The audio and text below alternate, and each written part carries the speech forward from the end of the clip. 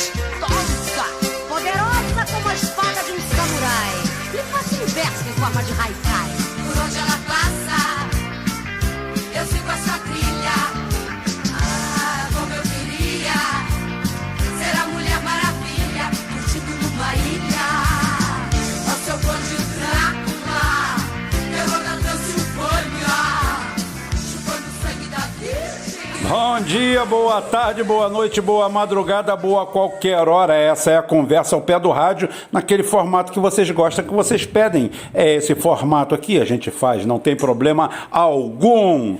E aí a gente vai escutando as frenéticas dizendo... Fala, diretor, você que está tão sumida. Não repare na música repetida, tá bom?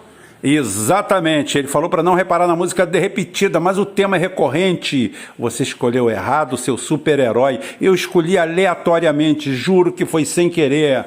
Mas o que mais me dói, você escolheu errado, seu super-herói. É isso aí, quem escolhe errado, seu super-herói, vai apanhar a história inteira, tá bom? Como falei, essa é a conversa ao pé do rádio. Esse que vos fala é Rubem Gonzalez. Esse é o nosso canal, esse é o nosso portal. Agora nós estamos mais expandidos, graças a vocês, graças à ajuda de vocês. Fizemos ontem uma live no canal Geoforça. Ótimo, maravilha, perfeito, muito bom. Felipe Quintas, vamos voltar, vamos trazer Diego Pautasso e fazer aquele convescote, abrindo realmente esse enigma da China aí, que não tem enigma nenhum. O que tem é desinformação. Mas nós vamos fazer isso aí, não tenha dúvida. É isso aí. Vamos nos inscrevendo no canal, aqui no Geoforça. Se inscrevam lá. Quem é daqui, por favor, se inscreva lá. O canal precisa crescer. Nós vamos atacar muito de geopolítica por lá, mas também por aqui. É um canal alternativo que a gente nunca sabe o dia de amanhã, que a gente precise de um segundo ponto. Então a gente já abriu ele aí. É isso aí, gente. Vamos para o principal, que isso aqui é só acessório. É isso aí, minha gente. Quinta-feira, reta final. Hoje são 21 ou 22 de outubro, não sei ao certo, tá? Mas também não estou muito preocupado em saber, não, desse ano que não começou. Como eu falo, se 1968 foi o ano que acabou, 2020 é o ano que não começou. Eles devem ter uma relação muito íntima entre ambos para a gente tentar entender alguma coisa. Não sou eu que eu vou tentar entender a essa altura do campeonato. Eu tenho que começar aqui esse programa de hoje fazendo aqui vai ter bastante porrada no Bolsonaro hoje, mas aqui nós somos muito justos, somos muito equânimes e não estamos aqui para agradar A, B, C ou D, muito menos correntes políticas e ideologias inventadas de um ou de outro. Então a primeira parte do programa você vai ver quase um elogio ao Bolsonaro pela sua conduta como homem. O que falta? Hombridade a muita gente. Eu estou falando aqui em defesa do meu amigo Vina Guerreiro, tá? Falo meu amigo Vina Guerreiro porque realmente... Ô Rubem, você já saiu no tapa com o Vina Guerreiro? Não, nunca saí no tapa com ninguém. Nós tivemos pontos discordantes, aconteceu um ponto, um nó que desatamos tranquilamente e tanto eu como ele tivemos a hombridade de voltar atrás e entender que aquilo ali foi um mal entendido, e isso acontece nas relações humanas. Nada demais, tudo superável. Tudo superável, tanto é porque a gente olha na mesma direção e tem um foco muito parecido em todo o nosso comportamento, em toda a nossa trajetória, principalmente quanto à indignação. O Vina é indignado como eu, talvez, não vou querer tirar proveito da situação, mas talvez ele não tenha, às vezes, a frieza que eu tenho em certas situações, limites. E, pois bem, o Vina, alguns meses atrás, fez um vídeo desse corriqueiro, né, com pouca visualização, porque o canal dele não está com grande visualização, depois daquele ocorrido em relação ao Bolsonaro, que deu a ele uma notoriedade não muito bem aceita por uns, combatida por outros, execrada por outros e blá, blá, blá. Ocorre que naquele feito, o Vina foi um dos momentos da nossa reaproximação, porque existem coisas maiores do que as picuinhas pessoais e momentâneas, e ele falando que ficou agradavelmente surpreso com o recado que ele recebeu do Bolsonaro, depois de, num dia de fúria, né? O Michael Douglas tem um filme desse, né? Um dia de fúria, todo mundo tem o seu dia de fúria. Então, ele num dia de fúria chegou, como ele falou, parecia que eu estava bêbado, drogado ou qualquer coisa, eu não uso drogas, tomo minha cerveja, tomo minha cachaça, mas aquele dia eu estava de cara limpa, apesar de parecer que eu estava sob efeito de alguma coisa. E ele teve seu dia de fúria, soltou os bichos e, para a surpresa dele, por interlocução de meios, chegou a ele que o Bolsonaro entendeu a situação dele. Entendeu que ele era um cidadão comum, um cara politizado, que não aderia àquela condição do Bolsonaro e que num momento de ódio, de furor, de puto da vida, teve aquele ímpeto de falar aquele monte de coisa que não faria na prática, porque eu conheço ele o suficiente, não faria na prática, mas é uma figura de retórica. E o Bolsonaro, com todo o seu maquiavelismo exposto por essa New Left ordinária, safada, vagabunda, toda ela, chega para ele e fala, tá tudo ok, tá tudo tranquilo, faz uma notinha aí, tá tudo legal, tudo bacana, e ele fez o meia-culpa dele, voltou atrás, foi corajoso em fazer isso, porque no momento que ele estava, era mais fácil continuar em frente. Sempre tem alguém para te patrocinar nessas loucuras, mesmo que depois na frente você que pague, mas ele voltou atrás, fez o meia-culpa, até porque estava mais dentro da índole dele, fazer o meia-culpa, porque ele, para as vias de fato, jamais faria isso. E eis que, para minha surpresa, ele, algum tempo atrás, faz um desses vídeos e inclui o Diário do Centro do Mundo, que pretensamente é um canal da New Left, da esquerda identitária, aquele pessoal que luta pelo trabalhador, só que não, né? Que luta pelo povo, só que não. Que luta pelos oprimidos, só que não. Luta por todos eles de uma forma ou de outra. É o grande representante disso. Não, não é o grande representante. É o cara que achou nesse nicho um lugar bom para engordar o sol. E esse cidadão, que eu não vou citar o nome, tenho aqui o nome dele, que é Joaquim de Carvalho, mas eu não vou citar o seu nome, entra com uma ação contra o Vina Guerreiro, que é um cara que a maior riqueza que ele tem é seu esclarecimento, sua cabeça. Materialmente, acho que ele está mais próximo do Rubem Gonzalez. É mais um duro nessa vida, é mais um quebrado, é mais um apertado pelo sistema, não por merecimento, porque por merecimento ele deveria ganhar 20, 30 mil por mês, e não esses magistrados bunda aí que tem aí fazendo isso. Estendo a ele a mesma coisa para outras pessoas, como o Felipe Quintas ontem, conversando com a gente e mostrando toda a sua gama de conhecimento, quando a gente dá de cara com verdadeiros imbecis, disseminando banho de Nutella e sendo aplaudido por essa esquerda.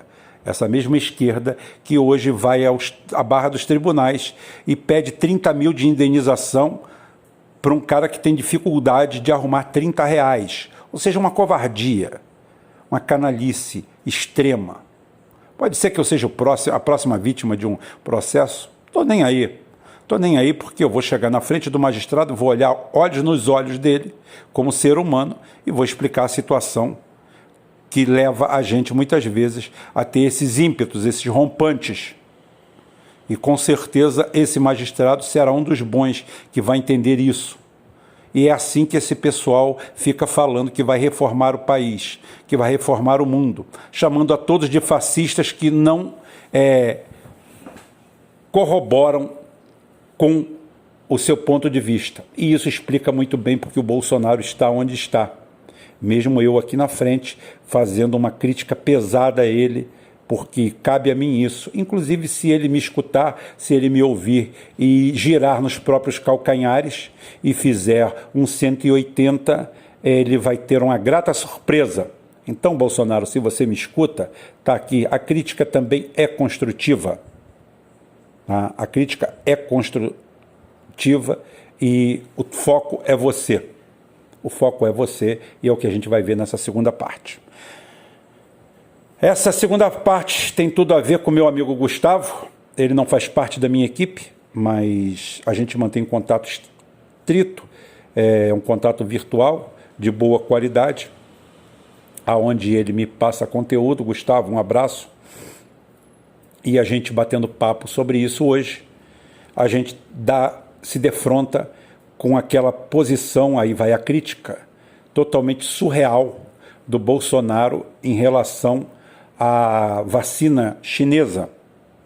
Essa vacina que é desenvolvida pela Sinovac, uma empresa estatal chinesa, tudo lá é estatal, tá? Tem participação do Estado, com o Instituto Butantan, e que o Eduardo Pazuello, tá, dando uma de mandeta, pega a autonomia e diz que vai comprar pegar 46 milhões de doses dessa vacina, no que é totalmente desautorizado pelo Bolsonaro, porque o Bolsonaro é montado na sua imbecilidade infanto-juvenil, típica de garoto de terceira série primária, que se apaixona por um filme que viu na Netflix. Na minha época não tinha Netflix, né?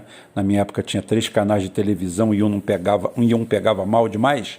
Então ficávamos restritos a 2 canais de televisão e as condições climáticas para ver o terceiro. Né? Então era isso aí. Mas hoje tem Netflix, tem tudo. E o Bolsonaro, nesse típico rompante de uma criança com parco desenvolvimento intelectual, escolhe os Estados Unidos como seu herói. Porque só isso pode explicar. Porque, para quem não sabe, o Brasil investe pelas mãos de Bolsonaro R$1 bilhão, 1 bilhão, bi. Aquele do Ciro Gomes, tá? Diz que fala para o não menos retardado e débil mental Rodrigo Bostantino, da onde tirar um bi, aonde cortar um bi, como cortar um bi. Esse 1 bi, o Bolsonaro destina ao desenvolvimento da tal da vacina de Oxford, a vacina libertadora do Ocidente, a vacina que simplesmente ele manda esse dinheiro, libera esse dinheiro sem nenhuma contrapartida, ou seja, o Brasil não faz parte nem das prioridades desse instituto de Oxford para desenvolvimento dessa vacina. Ou seja, não tem nenhuma contraprestação. Nós simplesmente mandamos R$1 bilhão para lá porque o foco deles é imunizar os Estados Unidos dessa Covid, de qual eu levanto tantas suspeitas, não da Covid, já falei, mas dos desdobramentos políticos e econômicos dela, porque pandemia e economia rimam em prosa e verso, e eu estou aqui exatamente para levantar essas lebres. Mas não se trata disso no momento. O Bolsonaro muitas vezes me lembra aquela história que eu conto, história, né? Eu não sei, mas dizem que é verdade, e eu tenho que repeti-la, dos pracinhas da FEB, na Segunda Guerra Mundial, lá nas cercanias da Itália, no seu cerco. Boa parte deles eram nordestinos, pessoas acostumadas a um elevado nível de temperatura, e lá, se aproximando o inverno, frio, gelado, que eles nunca viram, eles quebram a primeira regra de qualquer soldado em campo de batalha, fazem uma fogueira e vão se aquecer. Os alemães cercam esse grupo brasileiro, olham aquilo, veem, assistem estupefatos àquela cena e batem em retirada. E batem em retirada porque veem naquilo um ato que, obviamente, é uma armadilha, é um engodo, é uma trampa. Simplesmente, ao entrarem ali, eles seriam dizimados, porque aquilo ali é inverossímil demais para a mente de qualquer pessoa. Então era isso, aquilo era um ardil. Só que não era. Era idiotice, burrice pura mesmo, falta de preparo e ingenuidade. E passou para os alemães como estratégia. E é isso que o Bolsonaro muitas vezes nos lembra. A sua idiotice é tão grande, sua imbecilidade é tão grande, seu primitivismo é tão estúpido, ele chega a um nível tão baixo do desenvolvimento intelectual de um ser humano que ocupa a presidência da República, que a gente tem que achar que aquilo tudo é uma estratégia. Há algo estratégico por trás daquilo, porque é muita burrice para ser só burrice, mas a gente chega à conclusão que é burrice mesmo.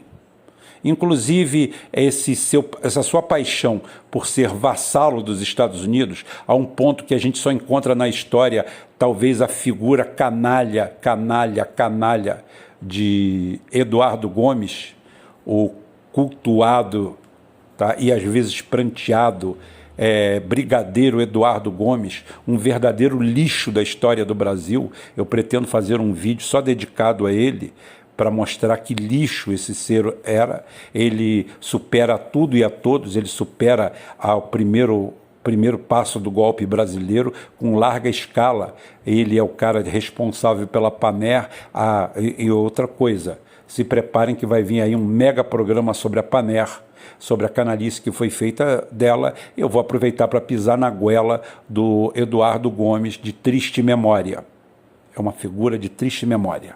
Nem nesse momento de triste memória, o Bolsonaro deixou incólume, e ele passou por cima disso tudo. Não há ditadura, não há nada na história do Brasil, não há nem o pseudo Barão de Rio Branco, a ele atribuído muitos entreguismos e que na realidade não encontram eco, não encontram nada disso do que Bolsonaro é capaz de fazer. E o pior, parece que ele mijou na água da classe média brasileira ou do brasileiro médio, e que esse brasileiro médio encontra nas suas sandices, nas suas idiotices, um modo de viver e um modo de repercutir todo esse conjunto de imbecilidades, de idiotices. Só para lembrar vocês, é claro, nós fornecemos dinheiro a rodo para o desenvolvimento dessa vacina e, claro, também fornecemos voluntários. E o primeiro voluntário brasileiro que se apresentou para essa vacina acaba de falecer, acaba de morrer. Não vou colocar o nome dele aqui porque não cuida disso. Para mim, é um pesquisador, é uma pessoa séria, uma pessoa que se submeteu a um estudo, e a imprensa brasileira veio correndo espalhar a notícia de que ele, na realidade, não tomou a vacina de Oxford. Ele tomou o placebo, que seria um líquido inerte ou um comprimido feito de farinha de trigo inerte, que lhe é dado como placebo para fazer de contraponto. Tá? O chamado, existe o efeito placebo e o tratamento com placebo. Tudo isso aí amplamente estudado. Claro que eles não iam dizer que o cara tomou a vacina e que essa vacina, esse coquetel mortal nas suas veias, fez ele contrair a doença de uma forma bem aguda e que ele veio a falecer. Até porque, histórico de um médico com 28 anos, gozando de perfeita saúde, sem nenhuma comorbidade, que tenha pego a Covid e morrido em 3 dias, desculpe, mas isso aí não existe. Nem nos casos mais extremos. O cara estava empolgado, estava participando de um processo, estava participando disso tudo, e obviamente ele fez isso aí. Ele fez uso desse líquido venenoso, colocou-o nas veias e teve o resultado que teve. É claro que da nossa mídia comprada, corrompida, canalha, atlantista, OTAN, traidora do país, da nossa soberania e de tudo isso, você só vai ouvir esse tipo de repercussão. Agora, se fosse da China, se fosse da Rússia, não estou defendendo aqui a vacina russa ou chinesa, porque quando chega nesse momento, todo brasileiro se torna especialista. Um grande especialista em vacinas, como já foi especialista em PIB, lembra do PIBinho? Todo brasileiro na esquina sabia o que era PIB. Hoje ele não lembra mais disso. Ele decora aquilo durante alguns dias, enquanto a mídia catuca ele para ele fazer esse trabalho. E nós temos aí uma encruzilhada, onde o Bolsonaro parece que vai cair na praga chinesa. Qual é a praga chinesa? A China está ganhando as guerras no mundo sem dar um tiro, sem dar um tapa, usando o dinheiro de forma parcimoniosa, usando seus recursos do seu PIB, seu PPP, tá? De forma inusitada, profissional, qualificada, estratificada e com uma pontualidade muito grande. O que você está querendo falar com isso, Rubem? Eu quero falar que a China, com essa história das vacinas, e se você coroar isso com a 5G, nós vamos chegar à conclusão quem é que vai derrubar o Bolsonaro. Claro, quem vai derrubar o Bolsonaro é o próprio Bolsonaro, mas com ajuda substancial da China, que para isso não deu um tiro, não usou um míssil, não usou um avião, não usou nada. Usou as ferramentas que tem à mão e que eles sabem usar maravilhosamente bem, haja vista a sinuca de bico que os Estados Unidos estão metidos. Fica difícil para os Estados Unidos sair.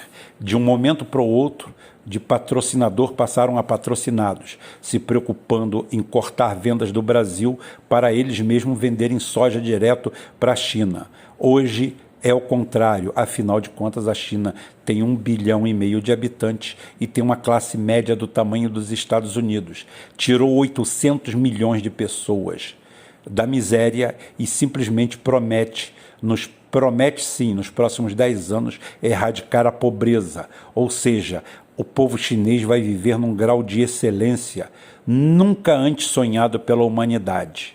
Eles podem fazer isso? É claro que podem. Eles vão fazer isso. Tem vários programas para falar sobre isso. Quero trazer o Diego Pautasso, quero trazer o Felipe Quintas, junto com o Caraí, talvez mais alguém, a gente desenvolver um trabalho geopolítico de ponta, mostrando para vocês como tudo isso é possível. Não é utópico, é verdade. Até porque a China profissionalizou seus candidatos, profissionalizou os homens públicos. Bolsonaro jamais seria presidente na China, porque a escolha popular poderia escolhê-lo, mas ele não preencheria os requisitos para ser líder de uma nação. Lá precisa disso. Lá o cara precisa de história, de know-how, de conhecimento, de verticalização, de ocupar espaços, de ter experiência. Não basta única e exclusivamente você cacarejar e dizer que deixa comigo que eu sou o mito. Lá você prova que é o mito, lá você não diz que é o mito. É o sistema que vai dizer, que vai te imitar, não é você que imita o sistema. Mas aqui nós estamos nesse quadrante, nesse ponto. Porém, forças heterogêneas já se levantam contra o Bolsonaro com essa situação das vacinas que está começando a incomodar até o seu vice, incomodar outros generais e criando um cisma dentro das próprias Forças Armadas e do seu grupo de apoio. Não estou falando que Bolsonaro esteja se apoiando em golpe militar, até porque não parece nada disso. A subserviência a esse canalha e corrupto judiciário, ainda que feita cerrado aos dentes, ainda está sendo aceita de todas as formas. Então o que nós temos para hoje é isso daí. Bota o dedo na consciência, não vá atrás de canais idiotas, de imbecis, de gente que fica vendendo crack e solução. Aqui você tem análise fria, aqui você tem análise do momento. Aqui tudo pode mudar amanhã. A política são como nuvens. Quem sabe o Bolsonaro não escuta esse, uma alma boa, leva esse vídeo para ele e amanhã ele se torna nacionalista de verdade. Rubem, isso é impossível. Impossível é a gente viver eternamente, porque até hoje ninguém viveu mais de que 100, cento e poucos anos. Impossível você chegar com 100 anos com a vitalidade que você tem aos 50. Então, por favor, o resto tudo é possível. Bastaria ele escutar esse programa, se encher de brios, pendurar o Paulo Guedes pelos bagos, tá? Fazer o Paulo Guedes devolver tudo que roubou e resolver o problema. Isso é uma utopia? Claro que é, a gente vive de utopia também. Uma utopia ou outra não faz mal, uma utopia não dói, muito menos 2 ou 3. Então é claro que eu vou ter esse tipo de utopia. O jogo está sendo jogado, o jogo está aberto, e tudo leva a crer que os chineses vão conseguir fazer. É claro que a esquerda brasileira não faz, porque a esquerda brasileira, a New Left, além de fumar maconha e defender bandido, inclusive tem um vídeo maravilhoso sobre uma audiência de custódia de um traficante lá na região de Foz do Iguaçu, no meu canal do Facebook, que é uma pérola. Foi enviada para mim pelo meu amigo Marcelo, Sargento Marcelo e Sargento Gomes, todos dois me mandaram esse negócio que mostra o grau de indignação que as forças de segurança têm com o tratamento VIP que os bandidos recebem do nosso judiciário. Tudo isso aí leva cada vez mais o Brasil para a beira do precipício, se bem que eu acho que o precipício já foi ultrapassado há muito tempo. E enquanto isso o comunista late, a caravana passa e a gente passa também. Façam perguntas que amanhã a gente volta. Vou ver se amanhã a gente tem um churrasco, quem sabe. O Bruce está adorando porque ele fica com os ossos. Até amanhã, se Deus quiser, e ele vai querer.